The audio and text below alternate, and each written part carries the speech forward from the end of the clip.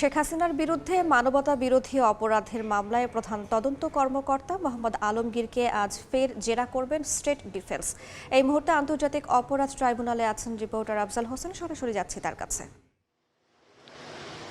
আজকে ট্রাইব্যুনালে বেশ কয়েকটি মামলার শুনানির দিন ধার্য রয়েছে এবং কয়েকটি মামলার আনুষ্ঠানিক অভিযোগ দাখিলেরও দিন ধার্য রয়েছে। প্রথম হচ্ছে যে শেখ হাসিনার মামলায় এই মামলার যে তদন্ত কর্মকর্তা মোহাম্মদ আলমগীর তাকে আজকে জেরা করবেন এবং স্টেট ডিফেন্স আমির হোসেন, যিনি শেখ হাসিনা এবং আসাদুজ্জামান খান কামালের পক্ষে মামলাটির লড়ছেন, তিনি আমাদেরকে জানিয়েছেন যে আজকে তদন্ত কর্মকর্তার জেরা শেষ হবে এবং জেরা শেষ হলে সেটি মামলাটি যুক্তিতর্ক উপস্থাপনের জন্য যাবে।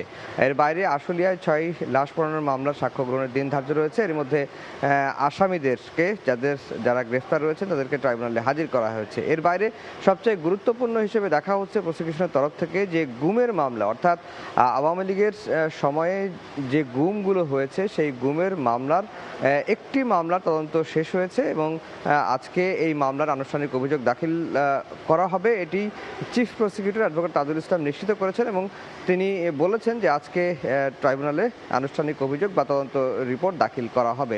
আমরা যতটুকু জানতে পেরেছি যে এই মামলায় প্রধান আসামি করা হচ্ছে শেখ হাসিনাকে এবং সাবেক সেনা কর্মকর্তা জিয়াউল হাসান সহ 18 জনের সম্পৃক্ততার প্রমাণ মিলেছে বলে প্রসিকিউশনের তরফ থেকে আমরা জানতে পেরেছি। যদিও এখনও পর্যন্ত সেই আসামির সংখ্যা 18 না বাড়বে এটি আমরা এখনও পর্যন্ত নিশ্চিত হতে পারিনি, তবে এটুকু নিশ্চিত যে এখন পর্যন্ত 18 জনকে এই মামলায় অভিযুক্ত করা হয়েছে। এর বাইরে রামপুরায় জুলাই আগস্টে যে গণহত্যাগুলো হয়েছিল, যে হত্যাকাণ্ডগুলো হয়েছিল, সেই হত্যাকাণ্ডে আমরা দেখেছি যে একজন বিজিবি সদস্য রেদওয়ানুল তিনি গুলি করছেন এবং যেই গুলি করার দৃশ্য দেশের মিডিয়া, আন্তর্জাতিক মিডিয়ায় এসেছে।